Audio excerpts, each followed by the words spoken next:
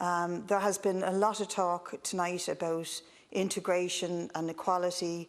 There's been a lot of talk for the last few months about flattening the curve.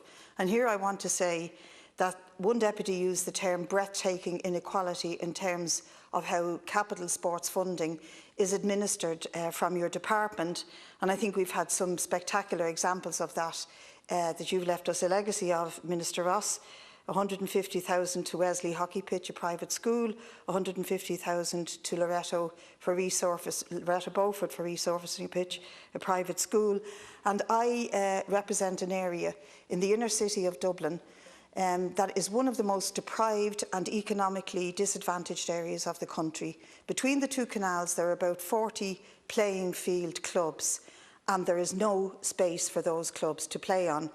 And there's an obvious reason why, is that any time land is resourced or land exists, it is siphoned off by very wealthy developers to develop in areas that are very, very valuable.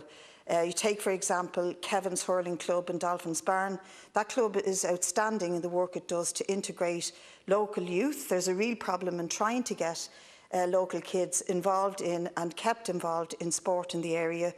But they have had a chunk of their pitch, a small enough playing space, taken from them for development of private apartments. Now, I think that this is really shameful, but of course it can go ahead because of the lax regulation around planning in our city. But imagine that between the two canals, 40 playing clubs that have no spaces to play on. And what has to happen in that area is that the clubs have to travel from outside their areas to access decent sporting facilities.